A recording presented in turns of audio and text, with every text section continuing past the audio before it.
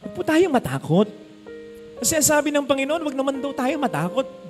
At sangayon sa mga dalubhasa sa Biblia, yung sense na do not fear ay inulit-ulit sa Biblia 365 times. So ibig sabihin, every day, sinasabihan tayo ng Panginoon, huwag kang matakot. In introducing something new sa buhay mo. Sapagkat araw-araw may biyaya ako sa iyo. I don't think araw-araw, yun at biyaya ng Diyos. I don't think that way. Kasi kung yun at yun lang ang biyaya ng Panginoon, so kung ano yung blessing natin ngayon, ito na yun. Lord, ito na yun. Bukas wala na. Ito na yun, ito na yung aasahan ko. Yung nakita kong tao kanina, blessing na yun. Bukas yun pa rin ang makikita ko. Huwag naman. Yung kinita ko ngayon, medyo hindi maganda eh. Bukas ganito pa rin. Naman. Yung development sa health ko ngayon, medyo okay naman. Pero sana bukas, Panginoon, mas maganda yung development. Hindi laging iyon ang blessing na binibigay ng Panginoon. Yung quality and quantity, hindi, nagbabago yon. Kasi kung hindi nagbabago, bakit tayo may mga modern developments ngayon? Bakit tayo may internet ngayon? Di ba? Isipin po ninyo kung nangyari ang pandemya nang walang social media, ang hirap nito. So nakita po ninyo, anuman ang pagbabago sa mundo, sumasabay ang Panginoon in such a way na mahalalayan niya tayo. So bawat araw, may bagong blessing. At po pwede ito'y ma-miss out natin kung mahirati tayo sa dating mga ginagawa natin. So do not be afraid from going out from your comfort zone para mas mailid tayo sa mas magandang mga sitwasyon ng ating Panginoon. Huwag tayong matakot na tayo'y magkamali, na hindi mag-work out yung ating mga plano, yung ating mga gagawin in trying something new. Kasi, una-una, as I said, yung one sense ng trying something new, hindi mo naman i-abolish totally yung luma. I-improve mo lang. Okay? So, nandun pa rin naman yun. Nandun ka pa rin naman sa pundasyon, sa tradisyon, sa nakagisnan mo noon. I-improve mo lang yan. Okay? Pero, if we are to really try something totally new, basta alam mong makatutulong sa'yo at maganda yung plano mo, malinis ang konsensya mo at makatutulong ito sa palagay mo, lalong-lalo na sa mga taong mahal sa'yo. Go! Go! Go mo lang yun. Father, baka magkamali ako. Baka hindi mag-work ito. Baka pumalpak. Kasama naman sa success yung failure. Wala namang nagtagumpay nang hindi nakaranas ng failure sa buhay. In fact, yung mga taong matatagumpay, yun yung mga taong nagtry hanggang sa makamit ang tagumpay. At least you tried. Sabi nga, it is better to regret trying and failing than not trying at all, especially if you had a chance na baguhin towards the better ang sitwasyon. And if ever we fail, sige nga, wala. Meron, pero hindi ganon. Hindi ganon ka-plain yun. Hindi plain failure yon. Kasi kapag nag-try tayo at hindi nag-work yon, may development pa rin doon. Kasi meron kang matututunan sa experience mong yon. Sa susunod, hindi na ganito. Sa susunod, ito na ang gagawin ko. Sa susunod, basta. Yun naman ang sabi ko kapag nagbe-bless ako ng mga establishmento na gusto ko nandoon yung businessman, yung may-ari, at yung mga nagtatrabaho, malaki man o maliit yung negosyo. Sinasabi ko sa sermon ko, ito ay blessing ng Panginoon. Sana ito na yon. Sana ito'y maging jumping board ninyo, ladder ninyo towards kung ano mas mga magandang balak para sa inyo ng Panginoon. Pero kung hindi man mag-click ito, huwag kayong titigil sa pagpupursige, pagsisikap ninyo. Sapagkat pag nakita ng Panginoon na despite the failures ay nagsisikap kayo, ililid niya kayo sa pinaka-success na dapat at plano niya dati pa na ma-reach at ma-encounter ninyo. Huwag tayong matatakot. Nandiyan naman siya para alalayan tayo. Parang isang ama o isang ina na unti-unti sinasanay na maglakad ang maliit na anak niya. Di ba? Hawak-hawak ng ama o ina yung mga kamay ng anak niya. Nandoon magfo-fold yung mga knees na gano'n, yung mga legs na gano'n, madadapa. Pero nakaalalay siya. Tatayo pa rin. Lalo pat nakikita niya, gustong-gustong lumakad ng anak niya. Hahayaan niya yon. Kasi ang mahalaga, pagkadapa, bumabangon naman. Hindi po pwedeng sabihin ng ina o ama, ganang maglakad, nadadapa ka.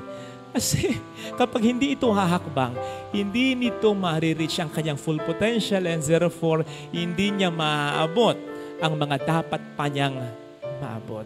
Ganon ang Diyos sa atin, nakaalalay sa atin. Kaya ito sana hilingin nating biyaya para makapagpalakas pa ng loob natin. Patuloy kang humakbang, patuloy kang bumangon, patuloy kang tumayo. Aalalayan ka ng ating Panginoon. Basahin po ninyo yung sinasabi sa Psalm 23 verse 5. At maliwanag ang sasabihin doon. In front of my enemies, in the presence of my enemies, the Lord will prepare a table for me. Ipaghahanda ako ng Diyos. Yan ay simbolo ng tagumpay sa harap ng aking mga kaaway. Di po ba? Kung meron mang napakasarap na tagumpay, ay yan ay sa harap ng mga tao na sa'yo'y umaaway o ng mga problema mo sa buhay, wala nang masasarap ang tagumpay kung sa kabila ng lahat ng nangyayari sa'yo, sa tulong ng Panginoon ay napagtagumpayan mo ito.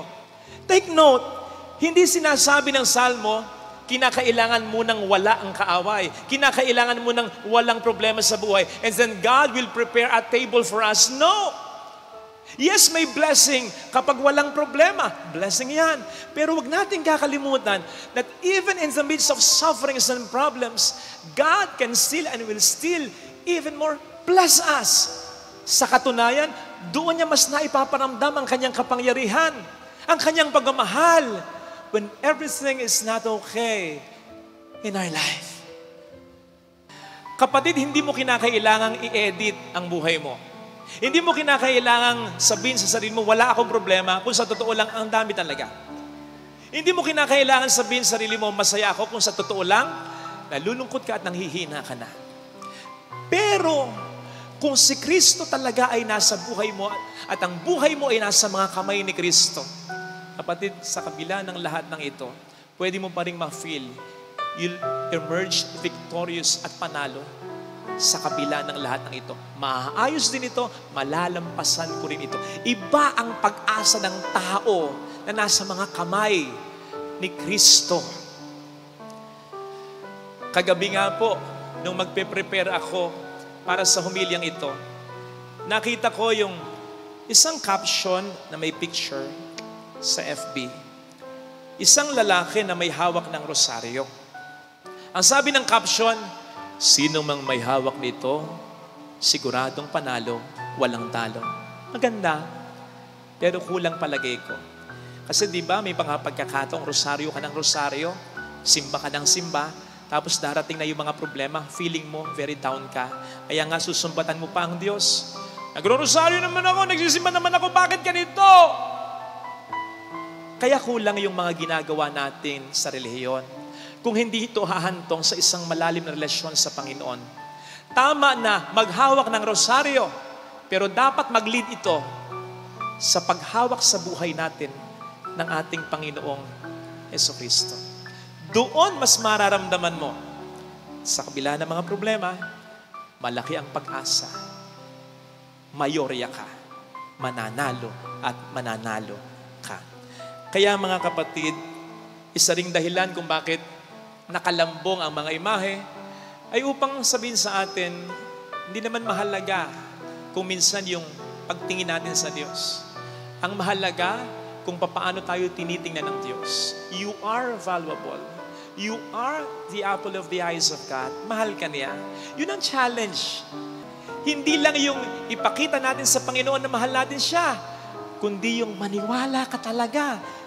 Maramdaman mo talaga. Makakumbinsi ka talaga na mahal ka niya. Yun ang mas magpapatatag sa atin sa gitna ng problema. Hindi yung pagmamahal natin sa Diyos, kundi yung pagmamahal sa atin ng Diyos. Kahit na may problema ka ngayon, at kahit na walang kasiguraduhan, bukas makalawa, solve na ba yung problema? Magkakasundo na ba ang pamilya? Magbabago na ba ang anak o ang irresponsableng asawa? Magkakaanak na nga ba? Matutupad na nga ba ang hinihiling mo sa kanya? Walang kasiguraduhan yon. Kapatid, kahit na may problema ka, ilalagay mo yon. Hindi ka tulad ng iba na nagsasabing, saka lang ako magsisimba kapag wala na akong problema. Hindi ka rin nakikinig sa iba na nagsasabing, ba't ka nagsisimba? May nangyayari ba sa buhay mo? Hindi ka naman kasi ganun ang tunay na pananampalataya. Ang tunay na pananampalataya ay yung pananampalataya nung magnanakaw na nagsabi kay Jesus, alalahanin mo ko pag naghahari ka na. Isipin ninyo, nagdurusa siya, pati si Jesus nagdurusa. Pareho silang mamamatay. Walang pinapakitang kapangyarihan si Jesus, pero naniniwala siya na hari si Jesus. Ganun ang pananampalataya. Yun ang pananampalataya na hawakan mo. Sapagkat yun ang pananampalataya na magpapanalo sa iyo. At yun ang pananampalataya na maghahatid sa atin pare-pareho sa paraiso. Ito sana ang hilingin nating biyaya sa banal na pagdiriwang na ito. Ilalagay ka ng Panginoon sa sitwasyon kung saan mas lalo ka pa niyang ibe-bless. Basta, naging karapat-dapat ka sa mga naunang blessings niya. At tulad nung may minisahan ako kagabi, 90 plus years old na si nanay, maaga siyang nabiyuda, pinagkuyod niya ang lahat, marami silang mga anak mag-asawa, and accomplished na lahat sila. Mga anak na kakatuwa. Sabi ko dun sa misa ko, pasalamatan niyo ang Diyos dahil blessed kayo. Pero pasalamatan nyo rin ang nanay nyo sapagkat dahil sa kanya, yung mga blessings ng Diyos na doble, na triple, dumami ng dumami dahil naging tapat na katiwala ang nanay ninyo para sa pamilya ninyo. Ipinagkatiwala kayo ng Diyos sa kanya, naging mabuti siyang asawa at ina. Kaya dumami yung biyaya ninyo, hindi nyo maaabot. Yung naabot nyo ngayon, kundi dahil sa nanay ninyo. Yes! Blessing yan ng Panginoon. Pero kung wala ang nanay ninyo, hindi mo mas ma-enjoy yan ngayon. Kaya kapatid, blessed man ang pamilya mo ngayon, ano man ang problema, yan ay dahil sa Panginoon. Pero yan din ay dahil sa iyong partisipasyon. Kaya, kahit feeling mo ikaw na lang lagi ang nagdadala, huwag kang mawawala ng pag-asa. Kasi ikaw talaga yung sikreto kung bakit yung biyaya dumadaloy mula sa kanya at napupunta, nagsasanga-sanga sa iyong pamilya. Paano na lamang sila kung bibigay ka? Ha? So, isipin po natin yun, ha? Na yung mga blessings na nare-receive natin, ito ay jumping board pa for more blessings. Provided, maging katiwa-tiwala tayo, mas maging mabuti tayo, mas isipin natin ng ating kapwa-tao, ang ating pamilya, mas maging matyaga, mas maging masakit, mas maging mapagmahal tayo. Mas lalo pa yung mga blessings na yan, maniwala ka. Tama! Ang blessings naman ay walang kondisyon. Pwede naman tayong bigyan ng blessing ng Panginoon nang walang man's participation. Pero doon mas nagmumultiply yung blessing na yun. May mga blessings kasi ang Panginoon na hindi niya ibibigay sa iyo hanggat hindi ka pa handa dito. Ikaw ba na magulang, magbibigay ka ng tunay na kotse sa anak mo? Kung 12 years old pa lang ito, adik ka? Siyempre, dapat mag-matured muna siya, di ba? Magsanay muna. Ganun ang Diyos. Ganun ang Diyos. Mas marami siyang blessings na ibibigay, provided na ready na tayo. Yes! I know this somehow sounds not so great. Halimbawa, sa mga taong ready na, sa mga biyaya na hinihiling nila, pero hanggang ngayon hindi pa rin nila makuha. Halimbawa, yung biyaya ng anak. Lord, tagal na po namin walang anak. Kahit isa lang po sana, Lord. Kahit isa lang. Please lang. Halimbawa, yung biyaya ng kalusugan, Lord, gumaling na po sa anak ko, yung mahal ko para maayos ko na yung pamilya ko, magawa ko na yung mga gagawin ko. Lord, ready na ako para sa biyaya na ito. O kaya yung biyaya ng asawa, Lord, ano ba bang ire-ready ko? 45 na ako. mahirap yun. Yung readiness, nandun na eh. Bakit wala pang blessing? Bakit wala pang grace? Kapatid, ang dasal ko, makuha mo pa rin yung mga grace na yan. Yung mga gusto mong yan. Pero hindi man, tandaan mo, ang mga blessings ay hindi lang mga yan. Tandaan mo, ang Diyos din ay madiskarte, maparaan sa mga blessings na sa atin ay Kanyang inilalaan. Hindi ka man niya mapagbigyan sa isa o dalawang blessing, babawi siya sa ibang mga blessings. And more than all these blessings, sana ang masilingin natin ay ang Kanyang abiding presence na maramdaman natin. Hindi lamang yung mga biyaya na ating hinihiling, kundi siya na source of all these blessings. At mangyayari yon kung kahit wala tayong hihilingin, magdarasal at magsisimba pa rin. Mangyayari yon lalong-lalo na kung kahit hindi pa rin natin nakukuha, matagal na ang ating hinihiling, tayo ay magdarasal, magsisimba, at sasampalataya pa rin. Kasi doon, pinapakita mo na sa Kanya eh. Mahalaga yung mga hinihiling ko, pero mas mahalaga na maramdaman kita, Lord, dito. Napakahalaga nun! Kasi darating ang pagkakataon, ano man ang mga blessings natin sa buhay, iiwan natin lahat yan. Kapag nasa mani ka ng karamdaman, makikita mo ang pinakamahalaga. Hindi ang lahat ng ito, kundi ang source ng lahat ng ito, si Kristo dapat nasa puso ko. Ito sana ang hilingin nating biyaya sa banal na pagdiriwang na ito. You don't have to be perfect. Things around you do not have to be perfect. People surrounding you do not have to be perfect for God to perfectly do His holy will in your life. You just have to trust Him. You just have to follow Him.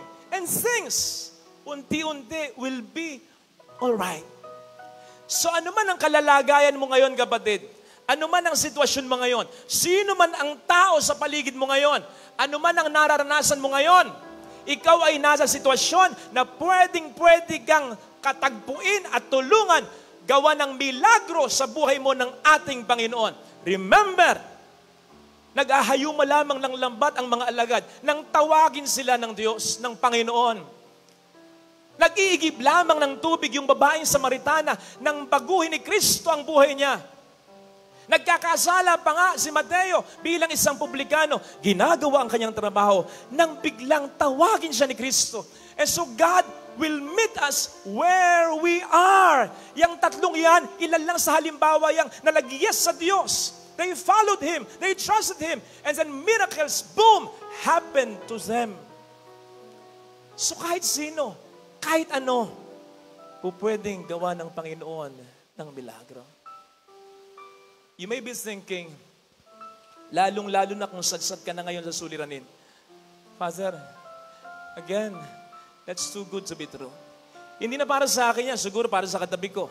Kasi ala na, wasak na ako, baon na ako sa utang ko, lugmok na ako sa bisyo ko, wasak na ang pamilya ko, parang wala nga ang magmamahal sa akin eh. Wala nang tumitingin sa akin, wala nang nagpapahalaga. Hanggang dito na lamang ako. Wala nang mararating ang buhay ko. Okay? Pero ito sasabihin ko sa iyo. Kung naayos ng Diyos ang mundong ito, out of nothing, nang wala siyang pinasimulan, nang walang tulong ng kahit sino o kahit ano, kapatid, mas kayang-kaya niyang ayusin ang buhay mo, lalong-lalo na kung may pasisimulan siya kahit papaano. At yan ay ang pananampalataya mo. Give God something to work with. Give God something to put on His finger. Give God something to start with. Your faith. Kapatid, ang dami nang nangyaring milagro sa buhay mo. Look back, try to look back. Yung mga milagro ngayon, in fact, yung simpleng pagising mo, kaninang umaga, yung bukas, may negosyo ka pa rin, may trabaho ka pa rin. Ang dami mo ng problemang nalampasan. Lahat ng yan ay mga milagro. Hindi mo hiningi yan. Hindi ka conscious dyan. Hindi ka aware dyan. Kusang ibinigay ng Diyos sa'yo at patuloy na binibigay ng Diyos sa'yo, mga milagro yan. Hindi mo alam. Yun pa kayang milagro na conscious ka. Yun pa kayang milagro na buong puso mong hihilingin sa Kanya. Pagalingin mo ako. Iayos mo ang buhay ko. Gusto ko nang makalipas ang problemang ito. Yun pa kaya ang hindi niya ibigay sa'yo? Lalong-lalo na kung solid ang pananampalataya mo. At tulad ng sabi ko noong nakaraang linggo, sana hindi nyo nakalimutan ito. Kahit gaano kaliit ang pananampalataya mo, wala ng lahat, wag lang yan. Kasi yan ang pagsisimula ng Panginoon ng marami pang mga himala at magandang mangyayari sa iyong buhay. Kamakailan ay meron akong nakausap, sabi niya, Father, naiinggit ako sa iba. Bless sila. Ako itong madalas na nagdarasal, nagsisimba. Sabi ko sa kanya, una, huwag mo silang huhusgahan na hindi nagdarasal at nagsisimba. Huwag mong isiping mas mabuti ka kaysa sa kanila kasi yun ay pagkakasala. Pangalawa, hindi mo alam ang pagdaraanan pa nila. Ikatlo, ano ba yung blessing na tinutukoy mong nararanasan ng mga taong ito? Yung pera nila, yung kasikatan nila, yung kapangyarihan nila? Yun talaga? Ang blessings ay yun lang ba? Tandaan po ninyo, kahit ang pera, pwedeng hindi blessing. Bakit? Kung ang pera, hindi lang pera, pwedeng kasikatan, pwedeng yung very close na pamilya, pwedeng gamitin ng demonyo ang mga blessings na ito upang makalimutan mo ang Diyos at isipin mo, yun na lang talaga ang blessing na gusto niyang maranasan mo. Tandaan natin yun. Hindi porke mayaman ang tao, hindi porke walang problema yung tao, blessed na siya.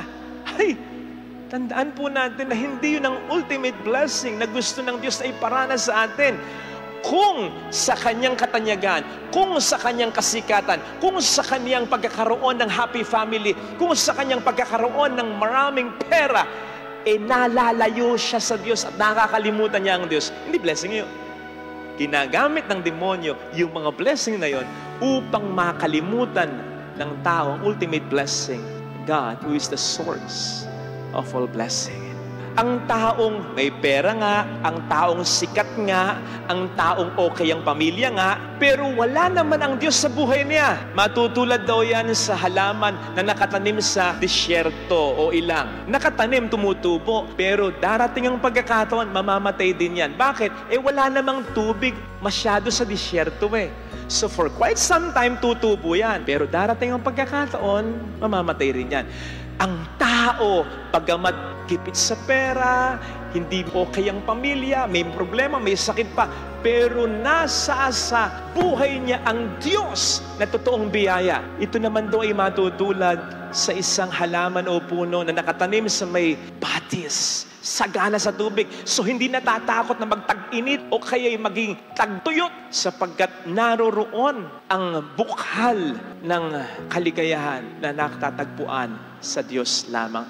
Inasmuch as ano man yung mga blessings na yan sa buhay, material blessings, darating ang pagkakataon na mawawala yan. Ano yung darating na pagkakataon ngayon? Yung ating kamatayan. Sino bang pinaka-ating aasahan sa kamatayan?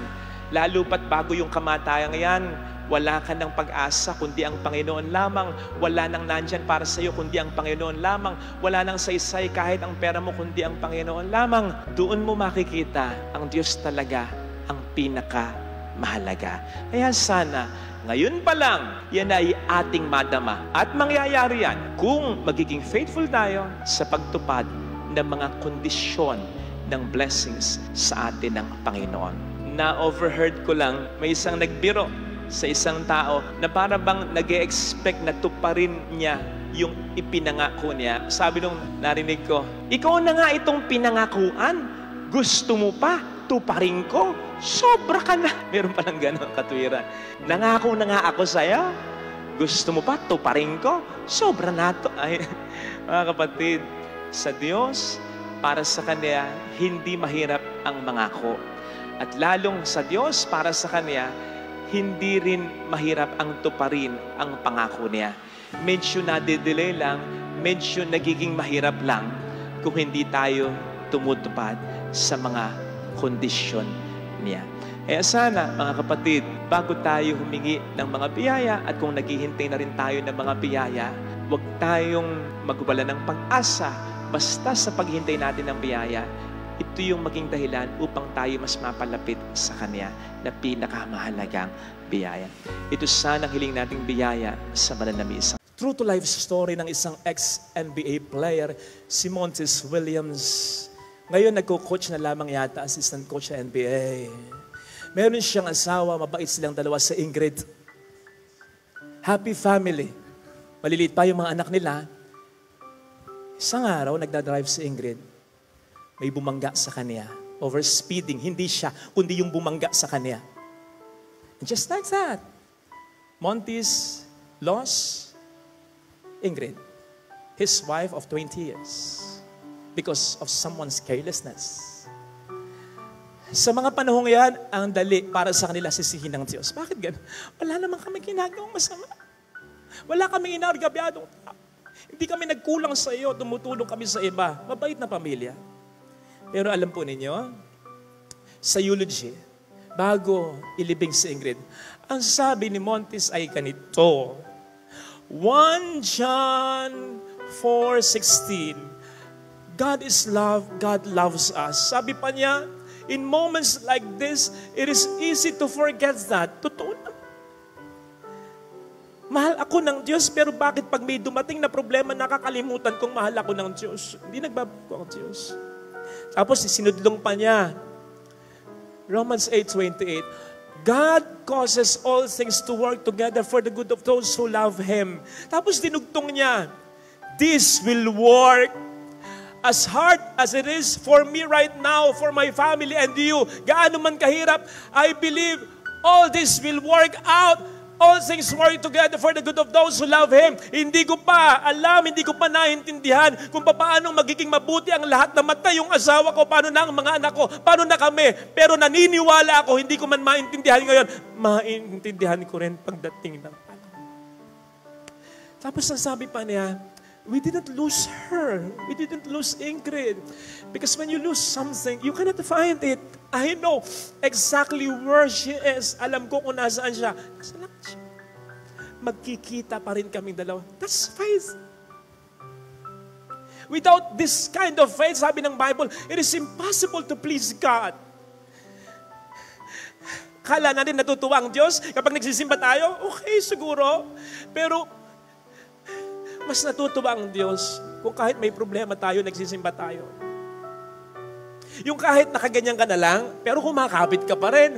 Kahit yung ilawan na sinasabi nga sa ating Ebanghelyo, dapat may sinag lagi yan. Kahit umaandap-andap na yan dahil sa problema, okay lang, basta at least buhay, basta at least may liwanag, umaandap. Sabi naman ng Panginoon, kahit ang pananampalataya maliit na lang, pagyayamanin ko yan. Basta yung maliit na pananampalatayang yan, pag mga alisin yan, kasi hindi mo makikita kung paano ko gagawan ang lahat ng paraan. Kapatid, hindi nga natin nakikita eh. Pero may Diyos na nakakakita para sa atin. And so we entrust our life in His hands. Hindi naman natin maintindihan lahat eh. Gustuhin man ng Diyos na ipantindi sa atin, bakit nangyari ito, bakit ganon, hindi natin maintindihan. Lahat. Pero ang mahalaga, may nakakakita para sa atin ng lahat, may nakakaintindi para sa atin ng lahat, at unti-unti, ibibigay niya sa atin yan.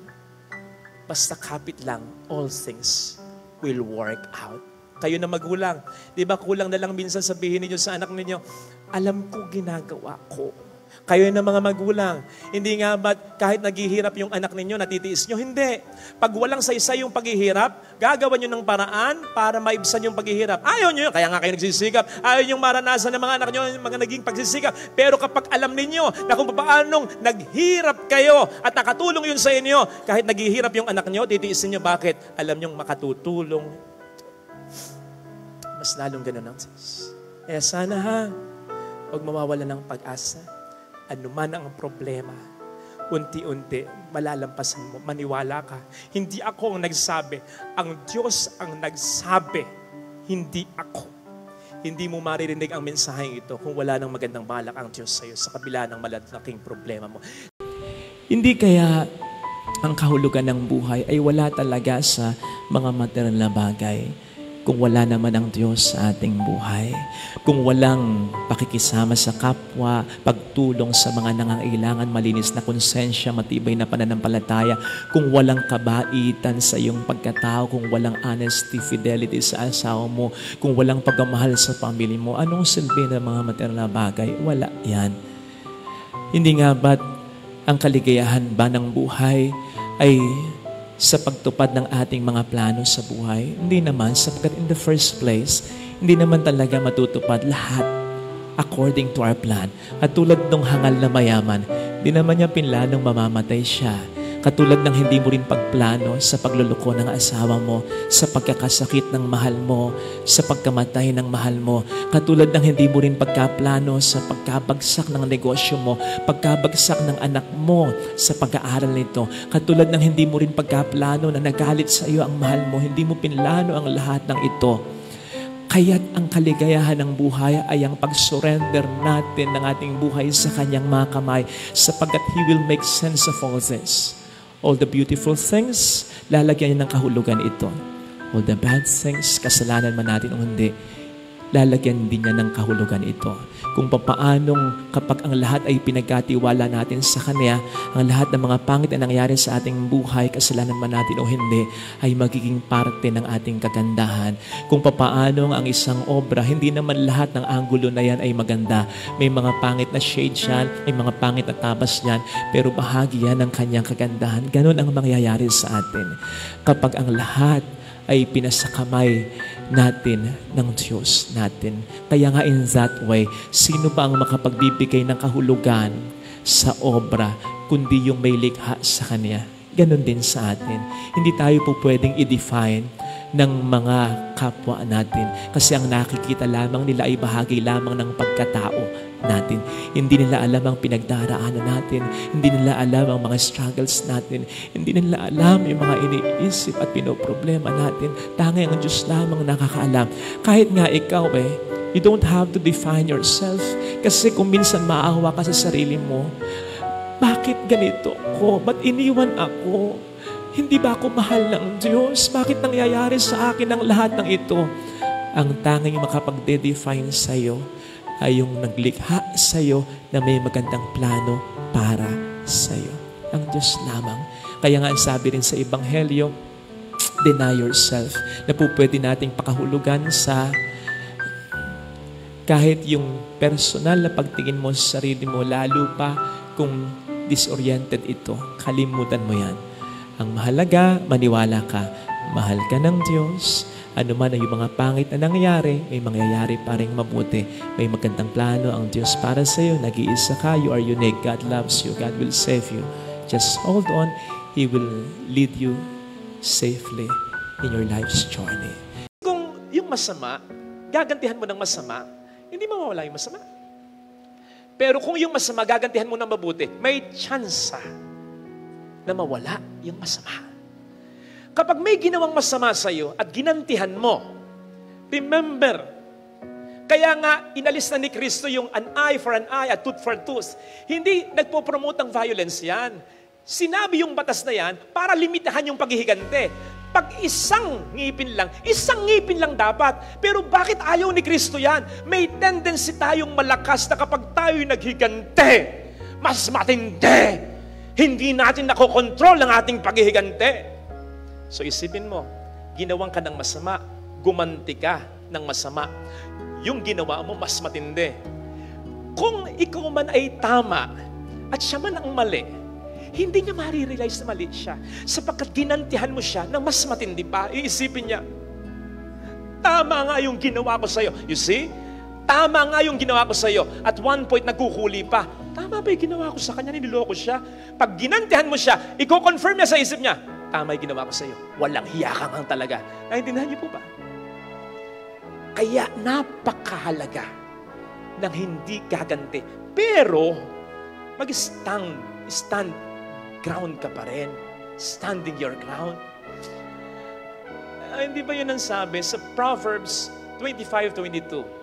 Kapag nagugutom ang kaaway mo, pakanin mo. Kapag nauuhaw, painumin mo. Kakataon mo na, lasunin mo na. Hindi.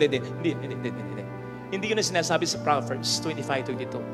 Ang sinasabi, pakanin mo talaga, painumin mo. In doing so, ang sabi ng Proverbs, you will heap burning coals on his head. Parang nilagyan mo siya ng nag-aapoy na baga sa ulo niya. Pagkakataon mo na, sunugin mo na. Hindi.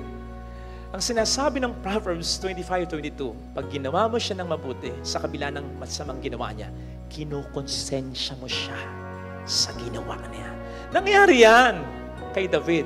Si David, ilang beses pinagtangkaan ni Saul ang kanyang buhay. At one point, sinipat siya ni Saul, hindi lang tinamaan. Ganon katindi. Samantalang walang ginagawang masama si David sa kanya. At alang exaggeration yan, basahin po ninyo yun sa Book of Samuel. Maraming beses. Kung ikaw yun, anong gagawin mo? Paglilingkuran mo pa ba si Saul? Hindi na. Baka nga patayin mo pa. Dumating yung pagkakataon, nagkaroon ng pagkakataon, si David na patayin si Saul. Binubuyoy siya ng mga kasama niya, patay mo na para mawala ng problema. Total, ikaw naman ang hari talaga. Naiinggit lang siya. Hindi ginawa ni David. Ang ginawa ni David, pumiraso lang siya ng konting piraso sa damit ni Saul. At sinabi kay Saul ganito, pasensya na kung pumiraso ako sa damit mo, pero ito'y para patunayan ko sa iyo. Napiraso ko yung damit mo na hindi mo nalalaman, kaya kanina kayang-kaya kitang patayin nang hindi mo namamalayan. Umiyak si Saul. At isa sa mga una niyang pangungusap kay David, David, ikaw ang tama, mali ako. Nakonsensya si Saul. Ang buti ng ginagawa mo sa kabila ng marami kong masamang ginawa sa iyo. Hindi mo pinagtangka ng aking buhay bagamat ibinigay sa iyo ni Yahweh ang buhay ko sa iyong mga kamay. Sabi ni Saul kay David, pambihira ka? Kakaunti lang ang pupwedeng gumawa niyan. Totoo naman eh. Bibihira ang pupwedeng gumawa niyan. Sabi nga po ni Pope Francis last year sa Angelus, may sermon yun eh, sabi niya, turning the other cheek is not the withdrawal of the loser. Turning the other cheek is an action of someone with greater inner strength. Ang magpatawad, ang maging civil pa rin kahit sa mga tao na kasasakit sa atin, hindi gawain niya ng mahina, gawain ng malakas yan. Eh kung gawain lang ng mahina yan, lahat tayo kaya natin gawin yan. In fact, habang nagsisermon ako ngayon, iniisip mo, hindi ko kayang gawin yan. Di ba? Gawain lang ng malakas yan. Pinagpatuloy ni Pope Francis, turning the other cheek is overcoming evil with good, which opens a breach in the heart of the enemy. Sabi ni Pope Francis, kahit gaano katindi ang kasalanan sa iyo ng tao, maniwala ka. May kahit konti pa ring puwang ng kabutihan yan. At yung puwang ng kabutihan na yan, walang ibang makapagpapalaki ng puwang na yan, ng konting kabutihan na yan, kundi ang pagmamahal lang.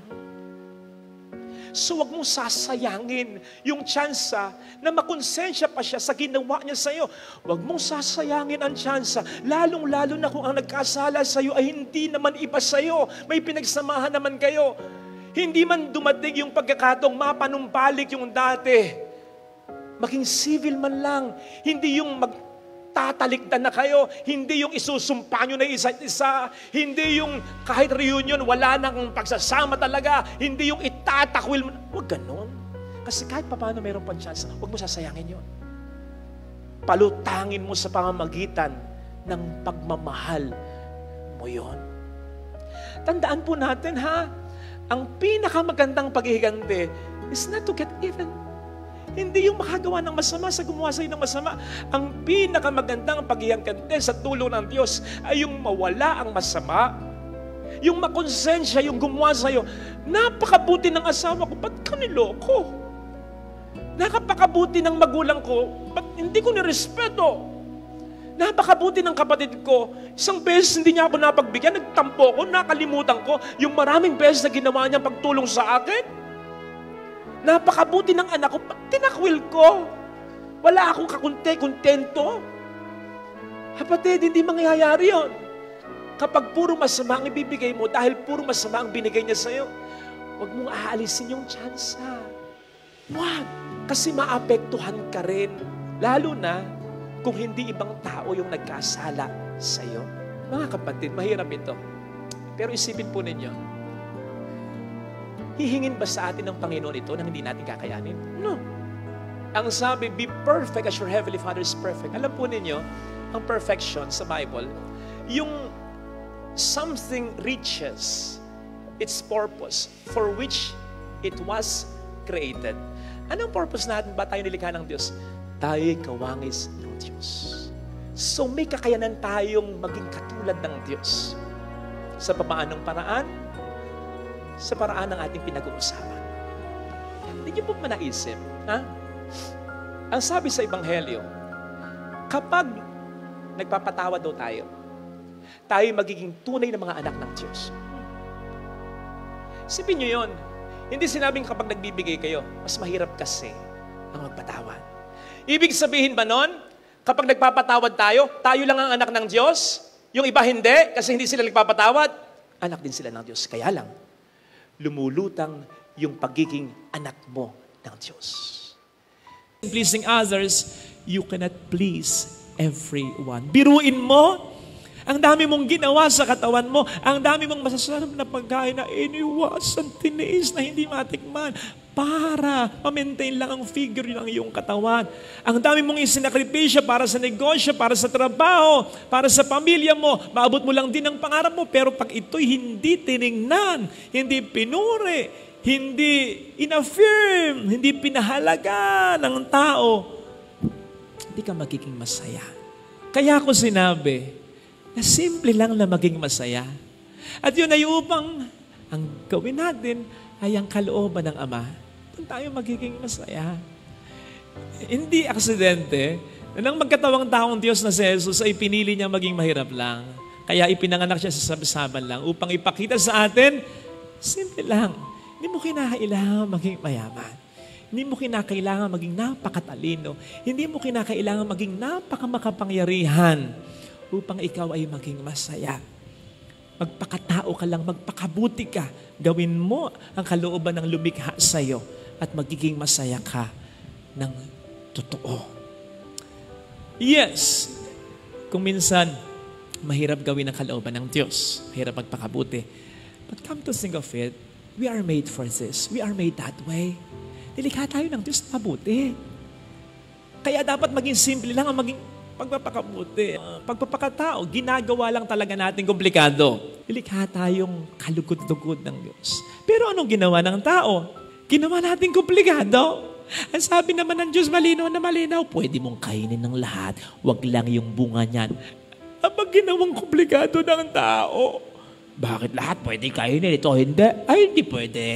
Dapat kainin ko rin yan. Dapat matikman ko rin yan. O di ba?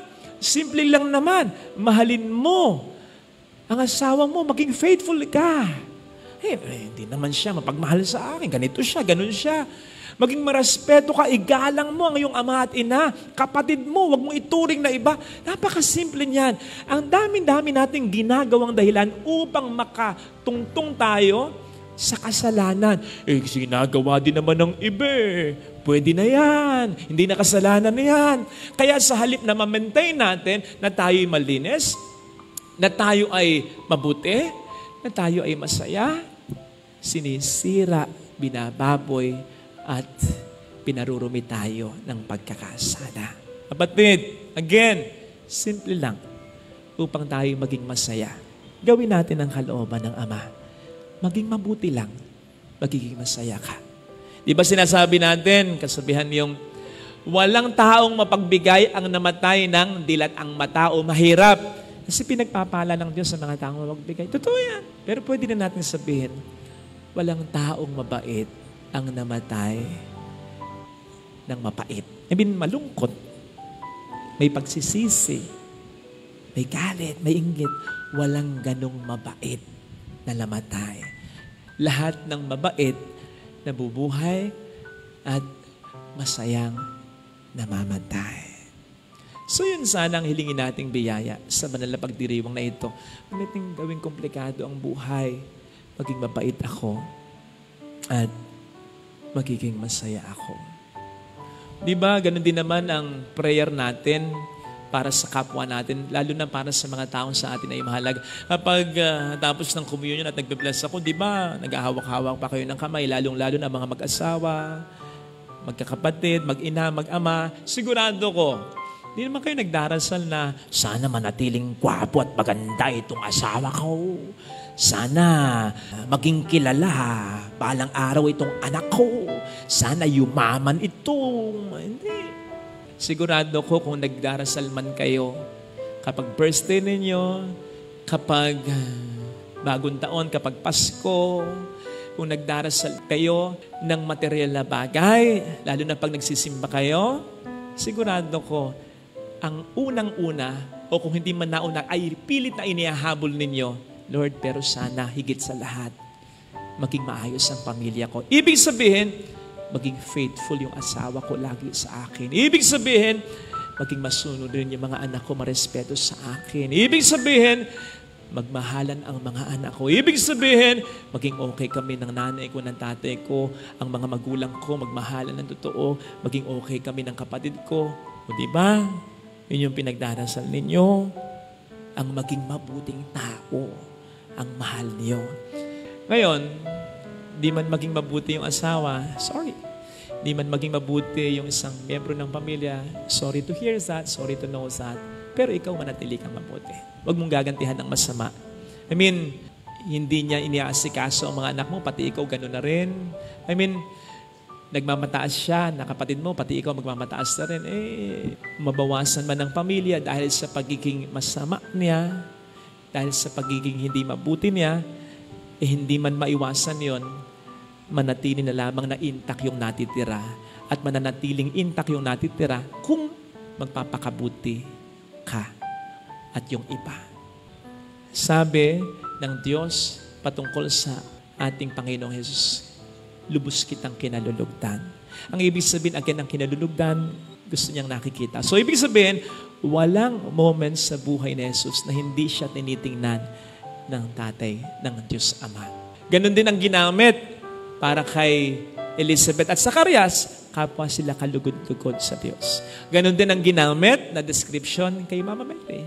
Siya'y kalugod-lugod sa Diyos. Ibig sabihin, lagi silang tinitingnan ng Diyos. Kasi sa kabila ng mga pangit na nangyayari sa buhay nila, sa kabila ng mga pangit na sinabi tungkol sa kanila o ginawa sa kanila, nanatili silang nagmamahal sa Kanya at sa isa't isa.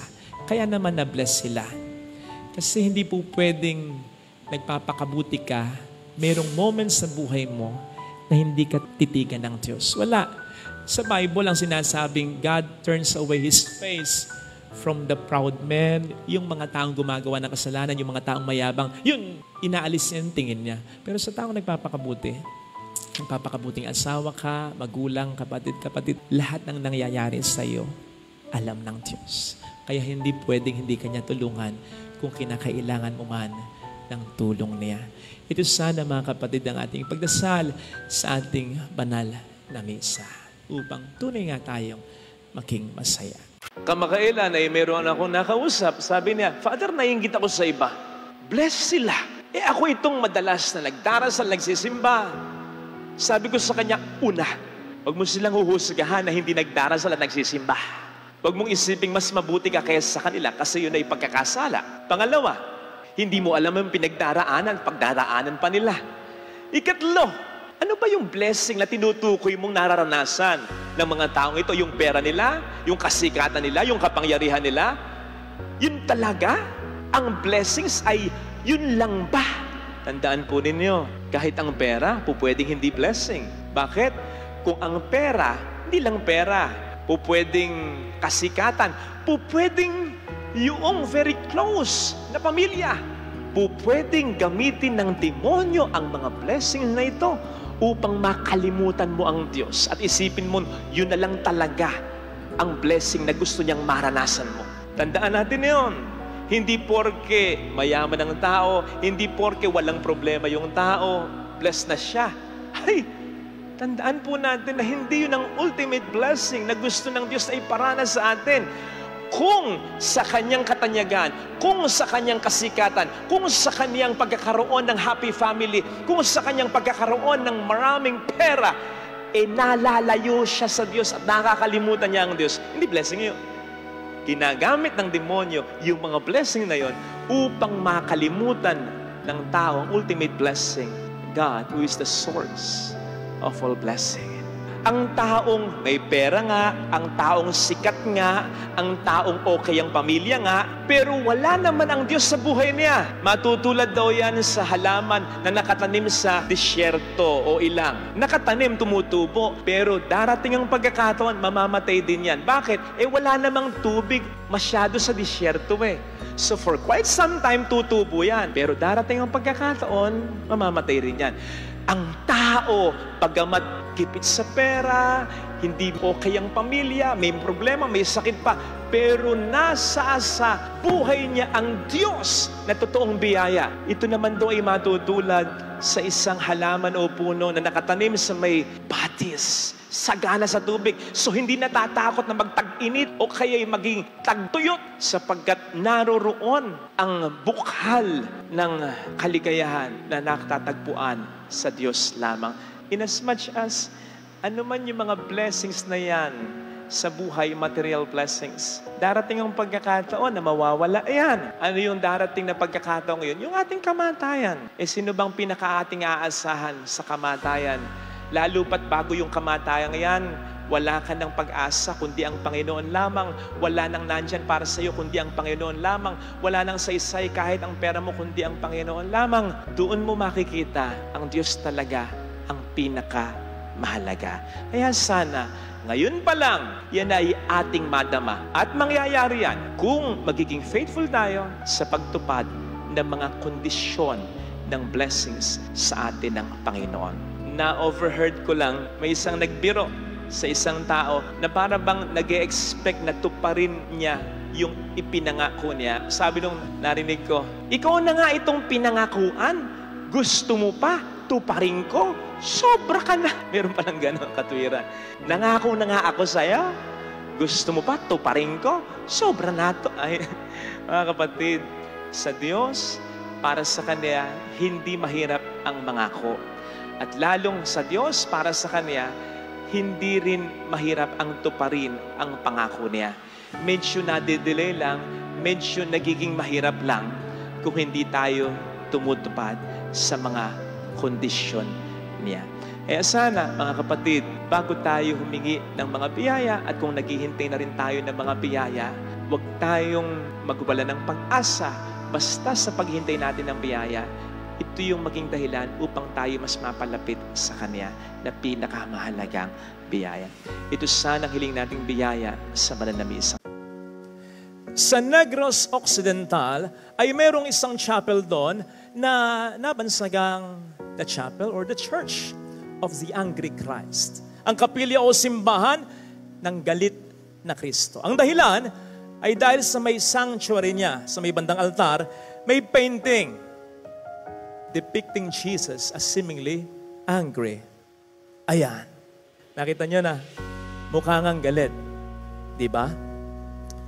Para bang kapag magdarasal ka dyan, ang una mong sasabihin kay Lord, Lord, gusto ko lang namang magdasal, ba't ka nagagalit? Pero, may dahilan yan. Ako ang basa ko dyan, ang maganda, isa sa mga magandang dahilan ng painting na yan ay, pinapakita niyan yung zeal, yung gana, yung gusto, o mas matindi pa, yung marubdob na pagnanais ni Jesus na gawin ang kalooban ng Ama sa mundo. Doing my Father's will is the food that sustains me. Sa ating gospel reading, I have come to set fire on the earth, and how I wish it will already blazing. Kaya nga, mapapansin po ninyo, yung puso niya dyan, emphasize na emphasize, parang Sacred Heart, pero napakalaki. Nandyan din may koronang tinik, signifying yung suffering, yung mga balakid, pero yung pusong yan ay nag-aalab sa pagmamahal sa Diyos at sa tao. Ibig sabihin, ang Diyos na si Jesus nang siya'y magkatawang tao ay decided na gawin ang kalooban ng Ama whatever it takes. Ganon din dapat tayo. If Jesus here is on fire, we should always be on fire also. Ilan sa atin ang may mga golden realizations? Ang buhay, hindi payamanan, pasayahan. Maikli lang ang buhay. Dapat hindi talaga puro pera ang iniisip. Dapat may panahon kay Lord. Dapat may panahon para magdasal. Dapat may panahon sa kapwa, sa pagtulong, lalong-lalo na panahon ng pagmamahal para sa pamilya. Ang dami nating magagandang realizations. Nasa na yun? Nagawa mo ba yun? Nasustain mo ba yun? Eto ba? Mas mabuti ka ba? Mas humble ka ba? Mas malawak ba ang pangunawa mo? Ngayon kaysa noon, Sapagkat kung hindi gayon, tumatanda tayo pare-pareho ng paurong. At ang nangyayari, we are allowing the devil to quench that fire that God has started in our hearts. Huwag ganun. Huwag mong papayaang magkaganon. Ang diablo, kapag nakikita niya, desididong-desidido ka, on fire ka na magpakabuting tao, magpakabuting asawa, magpakabuting jowa, magpakabuting kapatid, magpakabuting kaibigan, magpakabuting Kristiyano, at desididong-desidido ka, maalarma na ang diablo. Gagawin na niya ang lahat to cool you down, to distract you. Sa papaanong paraan? Pwedeng either by being burnout. At sabihin niya sa'yo, hindi ka ba napapagod? Hindi ka ba nahirapan? Lagi na lang ikaw. Ano ang bak nila? Wala. Pwede ba yun? Isipin mo muna ang sarili mo. Magtira ka sa sarili mo. Nakapagbigay ka na, hayaan mo na sila. Ayan tayo. Para maglaylo ka. Para mag-cool down ka sa pagiging mabuti mo sa iba. O kaya, by compromise. Nagsisimba ka naman okay lang yung may mga palso ka pang pag-uugali. Sinusunod mo naman yun sa pang-utos liban sa isa. Yung wag kang mangalo niya, okay na ngayon. At least yung siyang nasusunod mo. Okay lang yung mangalo niya ka. Loyal ka naman sa asawa mo. Hindi ka lang faithful. Bumabalik ka pa rin naman sa kanya. Siya naman ang mahal mo, di ba? Okay lang na wala kang panahon para sa pamilya mo, para sa mga anak mo. Ibinibigay mo naman yung mga pangailangan nila, di ba? Okay lang yun. Compromise. Para hindi mo ibibigay yung the best mo. Minsan sasabihin sa akin ng diablo, lalong-lalo na kung ilang oras na, ilang araw na wala pa akong maisip na humilya. Father Fidel, di ba 3 years ago, yan din naman ang gospel, ulitin mo na lang yung 3 years ago. So ang gagawin ko, pag inulit ko yon, hindi ko na maibibigay yung the best ko. Alam po ba ninyo, looking back, may records ako kapag pinipilit ko talaga na magdasal at mag-come up with another meaningful homily, mas maganda yung homily ko ngayon kesa noon. Ano pa? Ang gagawin ng diablo, to cool you down, bibigyan ka ng mga problema. Katulad ng ginawa niya kay Job. Napakabuting tao ni Job. Binombard niya ng mga problema.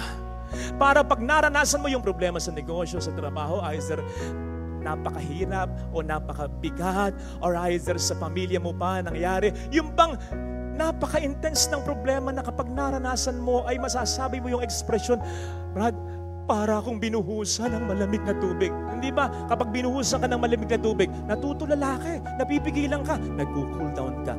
Yan ang gagawin ng diablo. Huwag mong pabayaang magkaganon. Kaya ituloy mo. Do not cool down. Do not back down. Do not settle down. Lalong-lalo na kung hindi pa tapos yung laban. May mga pagkakataon naman na parang napaka-dry. Yung pag ginagawa mo ang lahat, hindi nila nare-recognize, hindi ka nila napapahalagahan, ginagawa mo na naman ang lahat, pero parang walang magandang resulta. Nagdadasal ka, pero parang dry.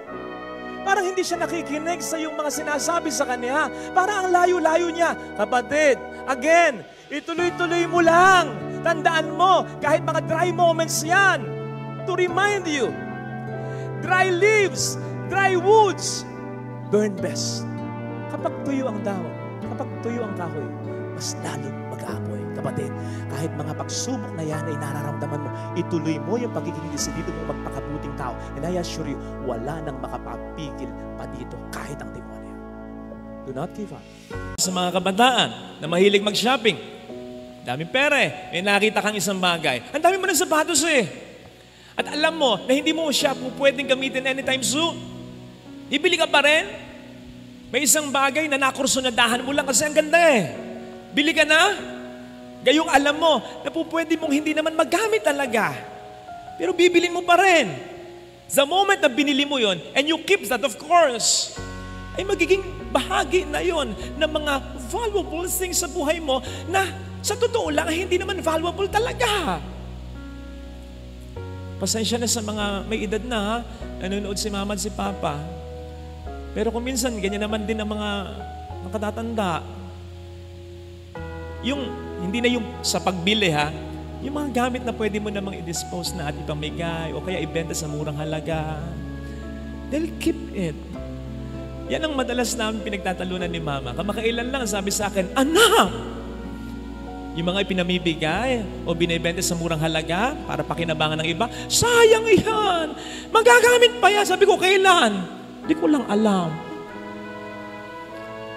At sasabi ko sa kanya ganito, sasabihin ko na rin din po sa inyo, Mama, mga kapatid ko, mas magiging masaya po tayo kapag makikita natin na yung gamit natin ay makapagpapasaya ng ibang tao.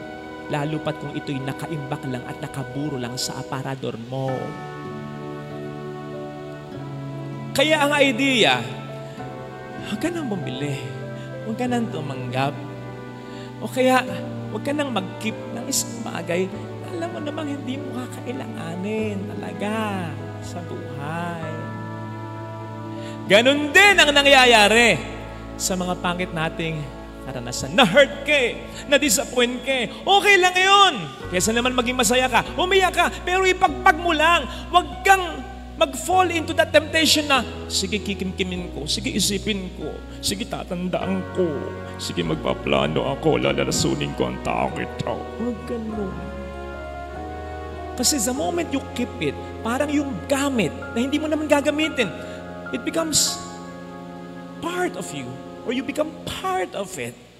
It affects you. Isipin mo over and over again. You'll not just think about it. Over and over again, you'll think of it. You'll not just feel it. You'll feed it. Ay nako. You'll be consumed by it. Let go and let God. Lalo pa sa mga bitterness, alam po ninyo, huwag na tayo mag-isip ng paghihikante. Pagpasa Diyos na lamang natin ang lahat. Yun naman din ang sabi niya, di ba? Vengeance is mine, not yours. Hayaan mo ako magigante para sa iyo. Hayaan mo ako magturo ng leksyon sa Kanya. Huwag na ikaw. Huwag mo nang intindihin yun. Move on with your buhay, with your life. Besides, anong sabi ng Panginoon? Sa Salmo, you will prepare a table for me in front of my enemies, in the side of my enemies. Na para bang sinasabi ng Panginoon, kapag siya ang naghiganti para sa atin, sisiguraduhin niya na ito'y makikita ng mga taong sa atin ay nakasakit dati. Ibe-bless ka niya, malalaman ng mga nanira sa iyo. Itataas ka niya, malalaman ng mga nagchismis sa iyo. Gaganda ang buhay mo, malalaman niya ng mga nag-down sa'yo. Makakaahon ka sa pagkakasala mo, malalaman niya ng mga naghusga sa'yo. Yun ang pangako ng Panginoon. So ipaubaya mo na sa Kanya lahat ito. Brothers and sisters, alam po natin katangahan yung hayaan mo na lamang na nakawin ng mga magnanakaw ang mga mahalagang bagay sa iyong buhay. Ganon ang nangyayari kapag naglalagay tayo ng mga kalat sa ating puso't isipan. Hinahayaan nating nakawin ng mga negang ito, ang mga bagay na positibo dapat ay nasa buhay mo at buhay ko. Again, let go of all that bitterness and let God reign in our hearts. Tandaan po natin, ang paghahari ng Diyos ay hindi lamang isang lugar. Ito ay more on isang sitwasyon o kalagayan kung saan ang peace, ang joy, ang happiness, all the good things ay ating nararamdaman. At mangyayari lamang yan, una kung susunod tayo sa Kanyang kalooban at kung ang ating puso, ang ating buhay ay ipapa-occupy natin sa Kanya lang. Amen. Talagang may reward na naghihintay para sa taong maagap, para sa taong nagtsatsaga, para sa taong nagsisipag. Yun yung sinasabi sa mabuting balita. Yun ang sistema sa salita ng Diyos, sa grasyang hatid ng salita ng Diyos sa buhay natin. Kaya maliwanag ang sabi, to the one who has, yung meron at kanyang pinagyayaman, ina-apply, sinasabuhay ang salita ng Diyos sa kanyang buhay, more will be given and he will grow rich. Siya'y mananagana. But to one who has not, actually, hindi, definitely has not He has something. Pero dahil hindi niya sinasabuhay, parang nothing na rin. To to anyone who has not, even that he has will be taken away from him. Kasi hindi natin isinabuhay. Hindi natin i-apply sa buhay natin. Brothers and sisters, ganun ang grasyang hatid ng salita ng Diyos. Isabuhay natin at mas marami pa tayong mararamdamang grasya sa buhay natin. Yung salita ng Diyos na umiwas ka sa tukso, nako, mas patatatagin ka ng Panginoon laban sa mga tukso kapag ito ay in-apply mo sa buhay mo. Yung sinasabi ng Panginoon na kapag ikaw ay nagbigay, babalik sa iyo siksik, liglig at umaapaw, mararanasan mo yon. Kaya kapag naranasan mo yon, mas lalo kang magbibigay. Hindi mo maranasan yung siksik, liglig, umaapaw kasi bakit hindi ka nagbibigay. So parang may doubt ka, totoo ba yan? Subukan mong i-apply at yan mararanasan mo sa iyong buhay. Yung sinasabi ng Panginoon na kapag nagpatawad ka, I will console you at maipaparamdam ko sa iyo na ikaw ay tunay na anak ko. I'm proud of you. Magpatawad ka kahit mahirap at mararanasan mo. God is like in heaven telling everyone, that's my son, that's my child, I'm proud of him. Yung magbalik ka mula sa iyong pagkakasala na sinasabi sa Ebanghelyo ay gano'n na lamang ang pagsasaya sa kalangitan. Kapatid, in a very supernatural way, maranasan mo yan. Kapag sa tindi ng kasalanan mo, nagbalik loob ka sa kandungan o kandili ng mapagmahal nating Ama. Kapatid, you want more? You will have more. Basta ipakita mo ang appreciation mo at ang effort mo na tinatambal mo sa salita ng Diyos, sa grasya ng Diyos, sa pagmamahal ng Diyos, sa buhay mo. Actually, yun din ay ma-apply natin sa ating buhay, sa mga ordinaryong bagay sa ating buhay. Maging mas honest ka, mas maging diligent ka sa trabaho mo, mas ipopromote ka niya.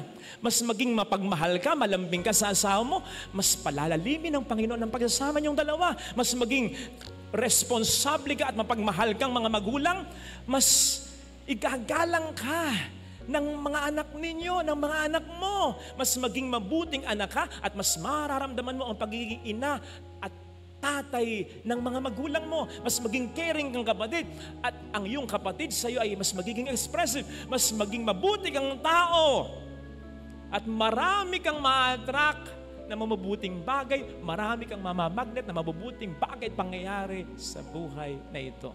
Tama namang ang ulan ay pinasisinaya, pinababagsak ng Panginoon, both sa mabubuti at masama.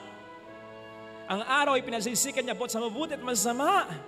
Pero hindi po pwedeng mas makinabang yung masama. Mas makikinabang pa rin yung gumagawa ng mabuti. Sapagkat siya na mayroon at pinagyayaman niya, mas marami pa ang ibibigay niya. Romans 10:11, hindi mapapahiya kailanman ang sa Diyos ay sumasampalataya.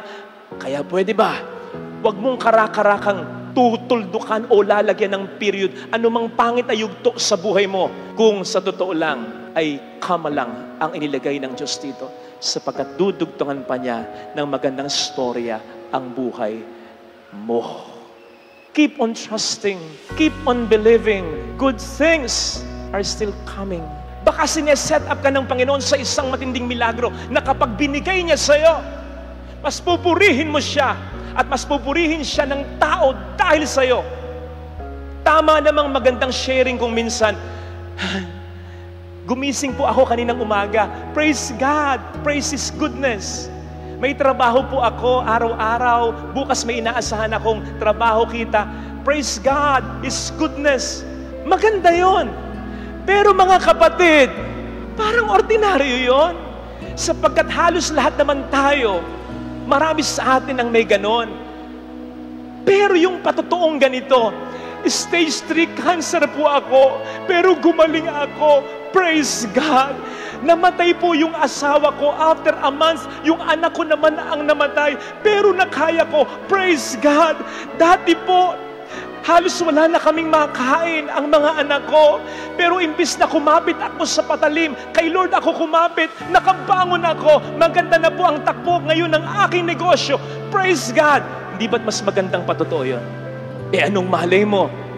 Yun ang gusto ng Diyos para sa iyo.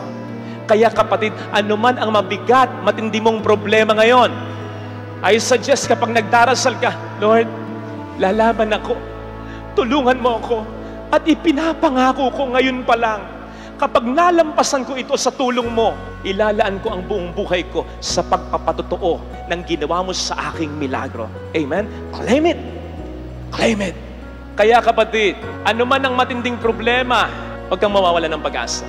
Good things are coming. Keep on trusting. Sige, kung hindi mo makontrol ang sarili mo, magtampo ka sa Kanya. Magalit ka sa Kanya. Tulad ni Marta, kulang na lang, aksyonan ko kanina. Panginoon, kung nandito ka, hindi namatay ang kapatid ko. Galit siya. Pero anong dinugtong niya? Pero kahit ngayon, naniniwala ako, anuman ang hilingin mo sa Diyos, ibibigay niya. Galit si Marta, pero nananampalataya pa rin siya. Ganun sana. Kapatid, parang ang Panginoon sa kabalyo noon, Ama, bakit mo ako pinabayaan? Pero, Ama, sa mga kamay mo, itinatagubilin ko ang aking espiritu. Kung hindi mo kayang makontrol ang sarili mo, sige, magtampo ka. Ilabas mo yung nararamdaman mo. Pero, patuloy na sumampalataya ka. Sapagkat, I'm telling you this, God can handle, God can understand your anger, our anger, but not our unbelief. Tandaan ninyo, sa kabila ng nanggagalaiti sa galit ang mga Pariseo, gumagawa pa rin ng milagro si Kristo. Pero nang hindi sumampalataya sa Kanya, ang Kanyang mga sariling kababayan, hindi gumawa ng milagro si Kristo. Kaya kayang i-handle ng Diyos easily yung galit mo, pero patuloy kang sumampalataya kay Kristo. Kasi kailangan to para maibigay niya yung milagrong bubuhay muli sa buhay mo. Amen.